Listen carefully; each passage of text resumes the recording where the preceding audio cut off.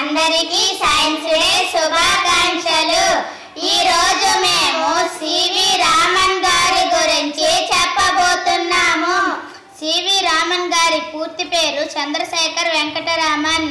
CV Raman గారు 1888 November 7వ తేదీన తిరుచిరాపల్లిలో జన్మించారు. సివి రామన్ భారతదేశానికి చెందిన భౌతిక శాస్త్రవేత్త. సివి రామన్ రామన్ ఎఫెక్ట్ని కనిపెట్టారు. 1930 డిసెంబర్లో భౌతిక శాస్త్రానికి సంబంధించి నోబెల్ బహుమతి వచ్చింది. ఆయన పరిశోధన ఫలితాన్ని ధృవీకరించిన రోజు అంటే ఫిబ్రవరి 28న జాతీయ సైన్స్ దినోత్సవంగా భారత ప్రభుత్వం ప్రకటించింది.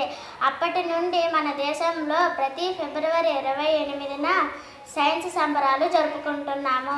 1954లో సివి రామన్ గారికి భారత ప్రభుత్వం భారత రత్న పురస్కారంతో సత్కరించింది.